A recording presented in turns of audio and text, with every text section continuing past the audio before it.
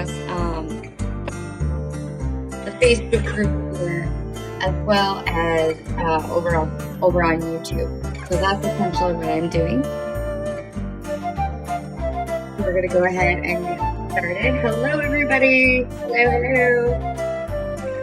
Just give me a moment. Sorry, technical difficulties. And I'm working through it.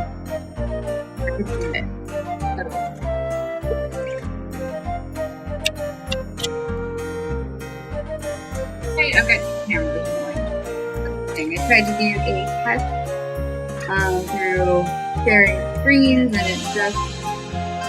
it's not gonna cut it. So, hello, Firesiders. I'm streaming on YouTube as well as in my Facebook group, DIY Social Media, where we're learning about social media marketing, social media strategy, and of course, social media systems. So I'm gonna go ahead and move the bot to go down.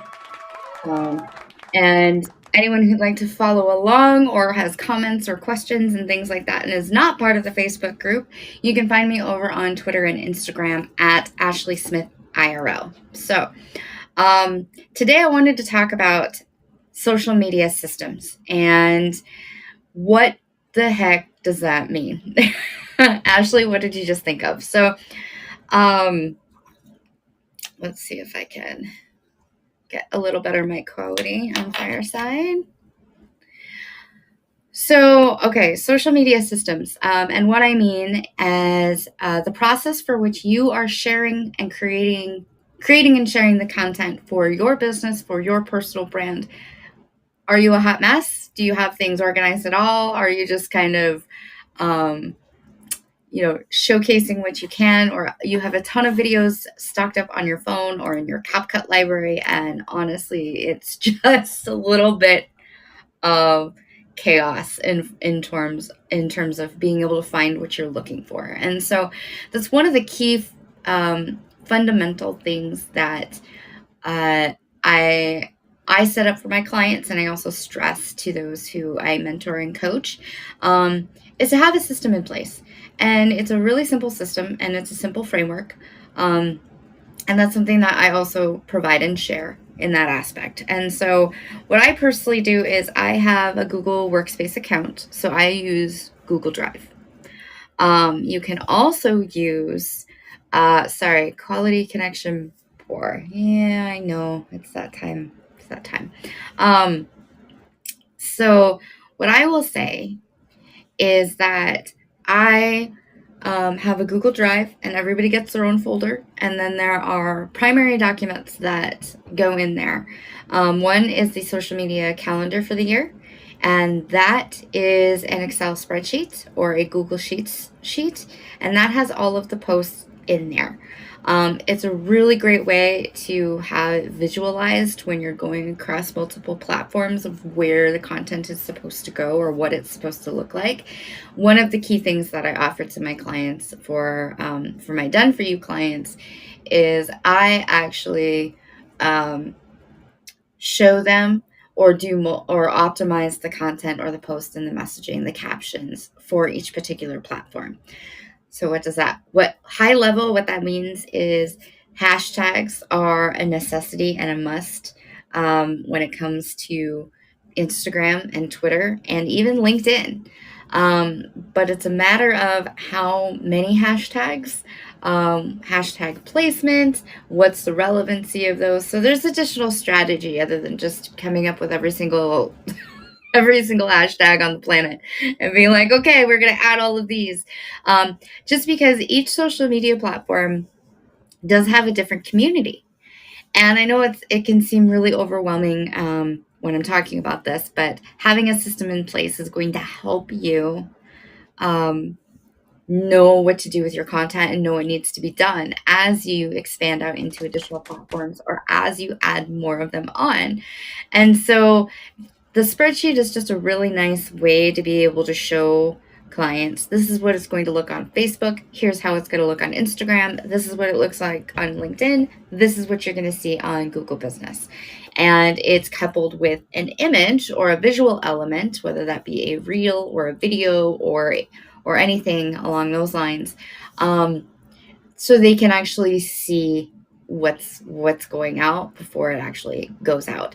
And I do know that there are software programs out there that you can go ahead and provide, or that you can purchase, and they'll actually create a draft for you, to be able to share with anybody else who you want to have, maybe proofread it or check it, or anything like that. The problem that I found is that most of my clients that want this done for them, um, if they're familiar with tech, it's another login that they have to remember and to go in and look at. It's another that comes with notifications that are either jamming up their phone or clogging up their email.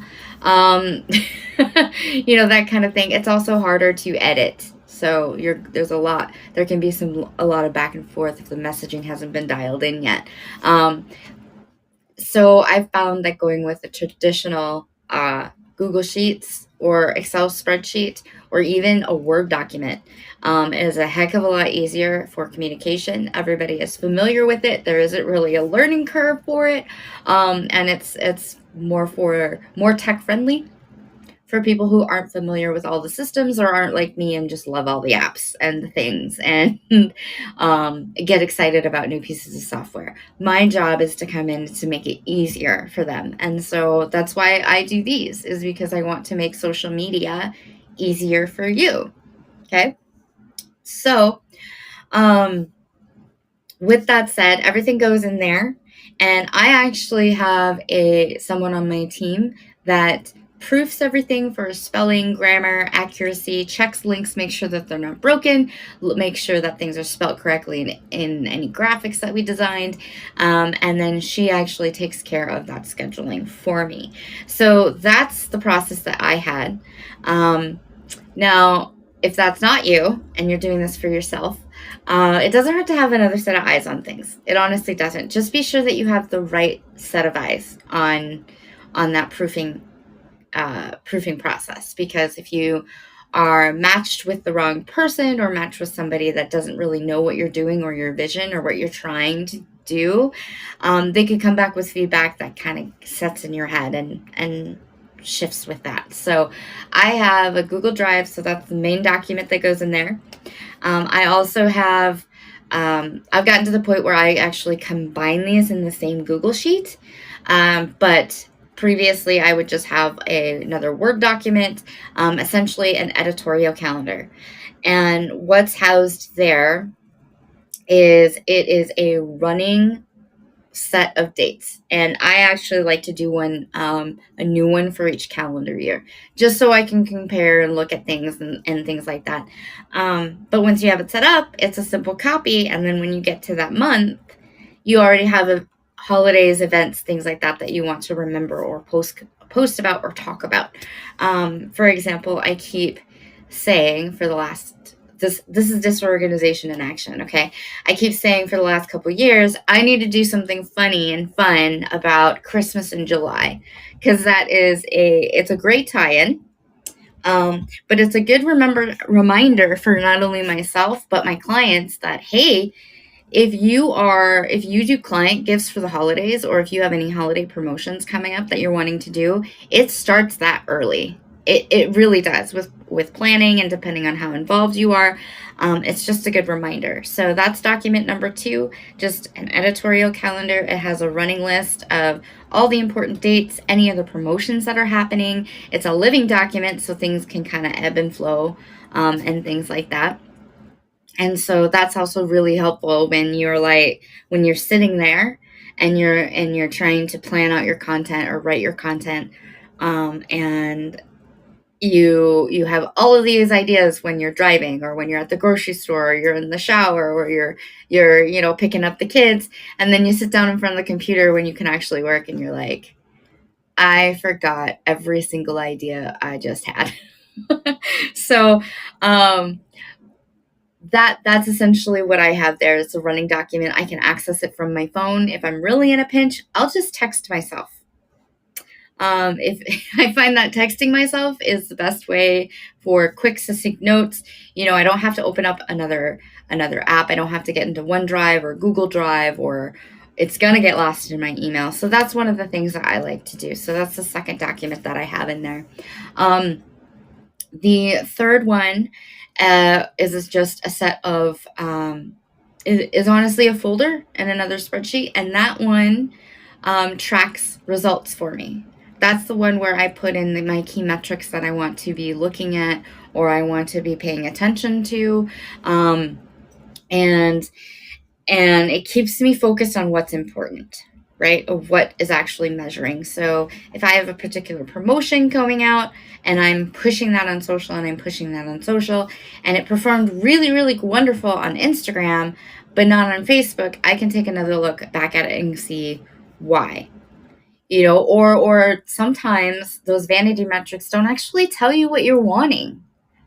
You guys, a lot of people, I think we get sucked into this sucked into followers, sucked into likes, sucked into shares, that kind of thing, which is all great for awareness. But what we're looking for at the end of the day for money in our pockets is that click-through rate. So you could have 10 likes on Instagram, but 5 people clicked through. Fantastic. That's what you're looking for. Compared to having 500 likes on Facebook and nobody clicked through or did your call to action. And so then it's kind of taking a moment, taking a step back and looking at why. So you have your content calendar and planning. You have your editorial calendar to help you with that planning.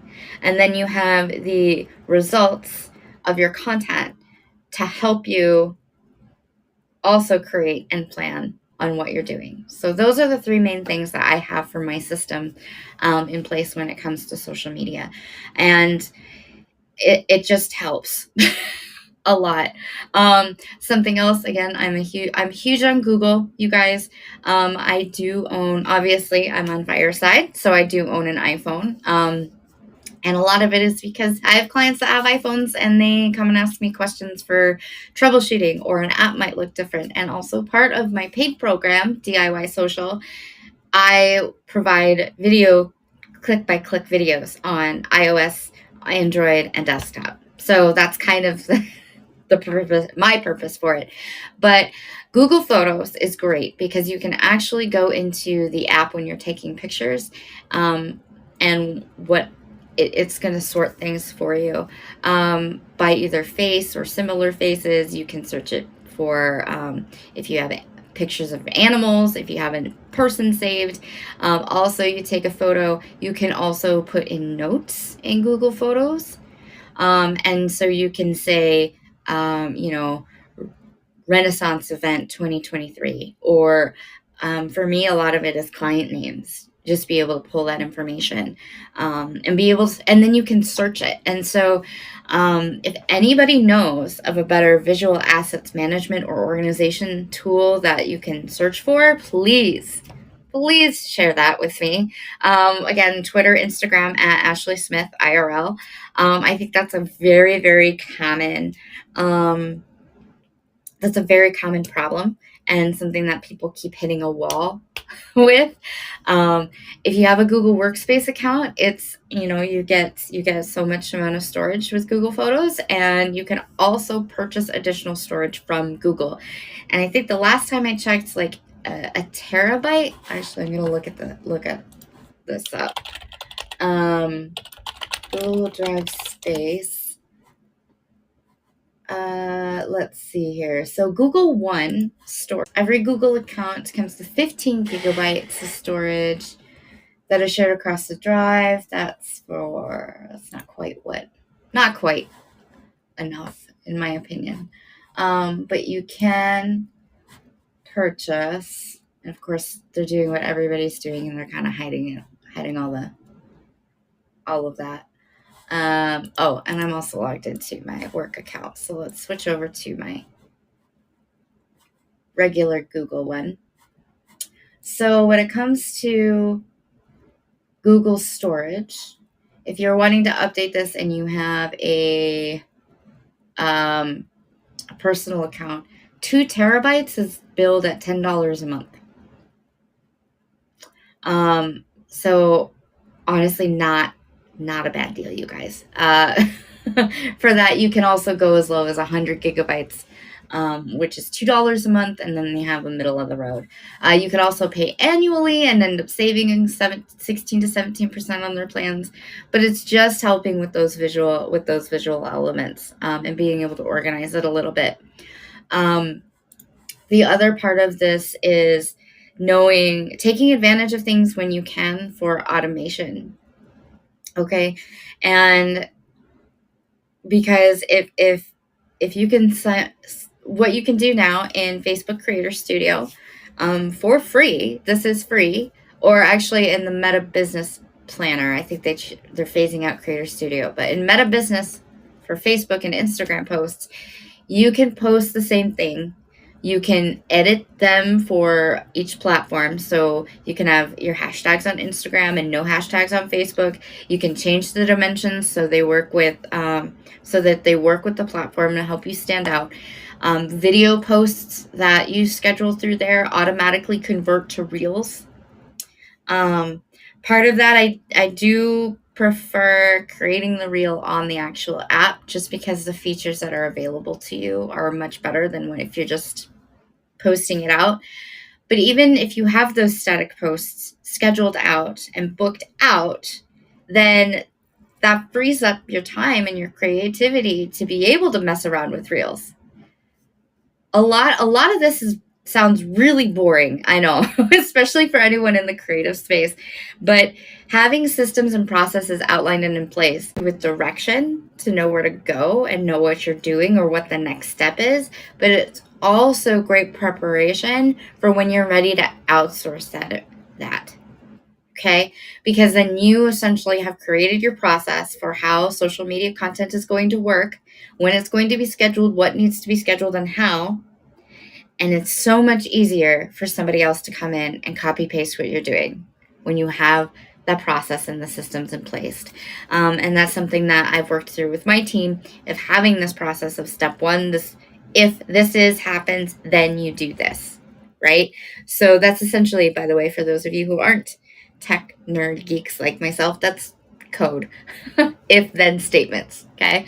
That probably might be an English thing too, but being able to outline that and kind of explain to why you're doing things the way you're doing, or as you're going through it. But if you have graphics, your branded graphics out, if you have your selfies prepped, if you have copy that you know that's coming up, what you do essentially with that is you go ahead and you can have those going out. That's the idea, right? And then you yourself, you're feeling inspired, or you see something, or you hear or you captured a video and you heard a really great reel sound. Post it live. Post it then. There's nothing saying that you cannot add, edit, or remove any of your planned content. And that's something too that I go through for my Done For You clients, is as the world turns, as news happens, as things happen in the real world, is the post that we're wanting to send out appropriate? Like if a big thing is going on in the world. The most significant thing that I can think of, I apologize because I do know that there are other things that have happened since then. But the one that impacted myself and my family the most recently was the George Floyd thing. Not trying to get political, but just as an example, it's one of those where this news broke. It affected our local community. It affected my family directly. So maybe we shift the content that's going out that day. Or if a post already went out, maybe we do something in addition, that kind of thing. What we do and how we do it is really, really, people know that. Most people know. The ones that are shopping on Instagram or Facebook or things like that, they, especially in the marketing world, especially other small businesses, they know that you've probably scheduled out your content. So there is going to be some grace. And while you can't delete someone else's screenshot, you can remove or take a post down on your own socials. And you can, if you feel the need to, explain why. But anyway, systems. So we have those pieces put together. You have your content scheduled and you're going out. You guys, set aside the time. It honestly, to plan this stuff out and for a month or for a quarter, it can take you, depending on how ambitious you are and where you're at, it can take you anywhere between 2 hours and a full day just to knock it out and you're done. Like, if you have what I call evergreen content, or what is known as evergreen content, meaning that is always applicable from now until 2035, if it is evergreen content and you can plan it, block out a day, record the thing, wear different outfits if you want to. The big guys in tech have explained that, you know what, have 15 different black shirts and blue jeans and wear the same thing every day. Not only do you not have to make a decision about what you're going to wear, but then you also don't have to, it's also kind of a subliminal brand association every time that you show up. If you are wearing the same thing or the same look, I mean, it's kind of like Gary Vee. Whether you love him or you hate him or you don't know who he is hoodie guy. He's wearing jeans, sneakers, and a hoodie and making millions. But he's wearing hoodies, jeans, sneakers, and occasionally a jersey. I've seen him on some stuff, maybe a black t-shirt. But I mean, it's part of that of just, my point is just get the content out there. Do it if that's your problem. If it's your problem with segmenting it out, if it's a problem with anything along of publishing it, of getting organized, let me know.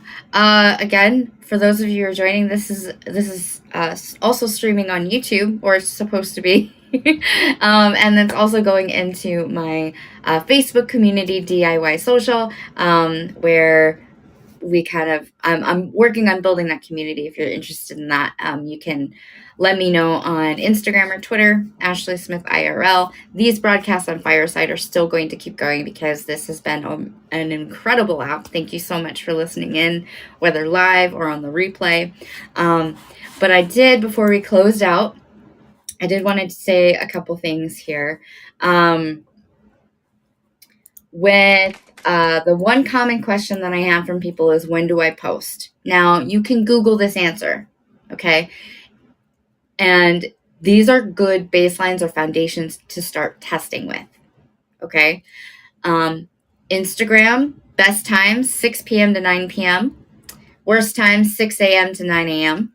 Best day is Saturdays, worst day is Monday. Facebook, best times, 6 p.m. to 9 p.m. Worst times, 6 a.m. to 9 a.m. Best day, Friday and Saturday. Worst day, Sunday.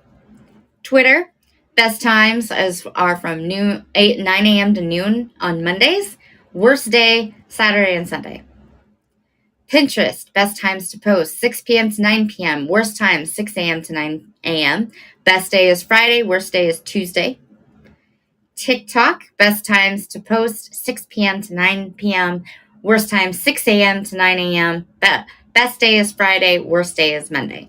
So these are stats and information shared from HubSpot.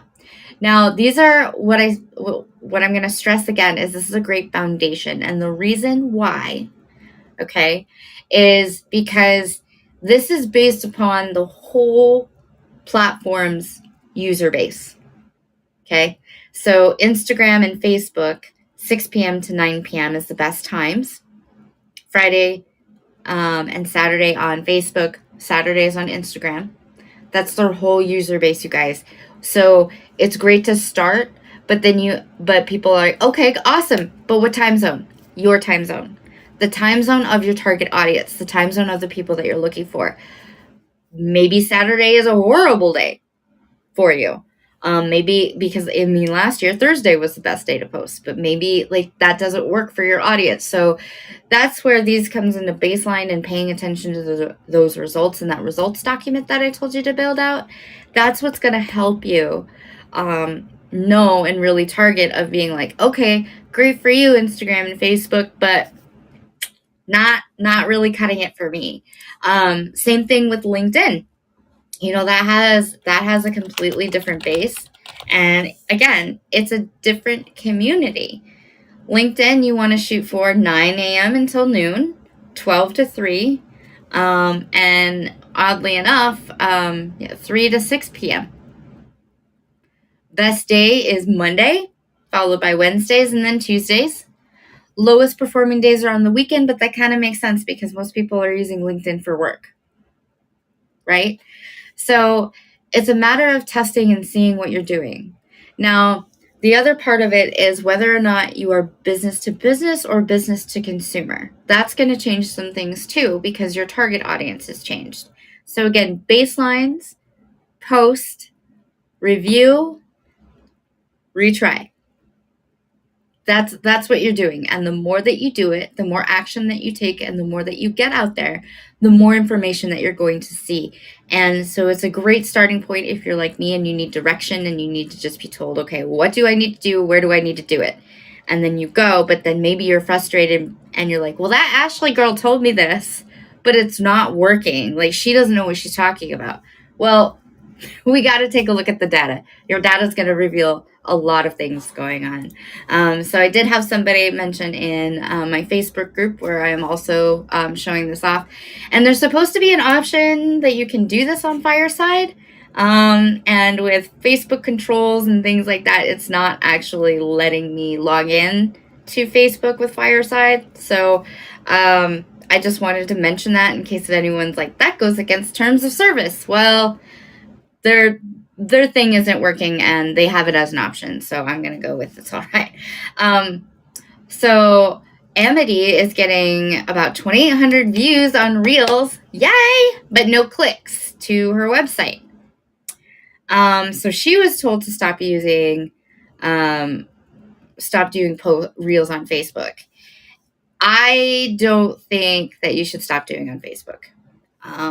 The questions that I have for Amity, and I'm sure that she'll respond when she can watch this, are whether she's doing that on Instagram, and then of course taking a look at what the content actually is and what the call to action is, because if anybody else here is a consumer of short form video, how many of you read the captions? Like you open it, you're scrolling through the reel and you actually see the bottom sentence and it's interesting enough in I think like those 35 to 50 characters where you're going to tap it and read the full caption, the full description that you did with that. So Amity's business, what she does is she actually does things like chalk signs. And I've seen her content. She actually shows her whole process. Now, unless there's a call to action on the screen, right? Sorry for anyone that triggered. I didn't think that far. But unless there's something like if she has a workshop or a class or a newsletter, I'm honestly probably going to aesthetically enjoy the real content that she's showing because she'll do a time lapse of putting a sign together. And go, that's really cool, scroll. Because I'm not paying attention to that caption. So that's where voiceovers come in. That's where we look at the actual video content and see, okay, do you need titles in there? Because there's a lot of people that will watch Reels but without sound. And there's a lot of people out there too that won't watch Reels at all because they prefer static posts.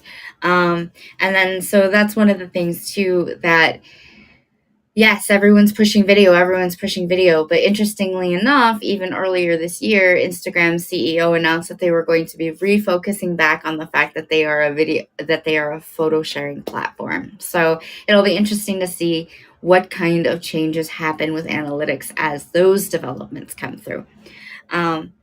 But that is what I had planned to share, at least the social media systems and processes for that. If you'd like some more information or like more of a deep dive or some more detail, maybe on any of the platforms or software solutions that I have in my arsenal, please let me know.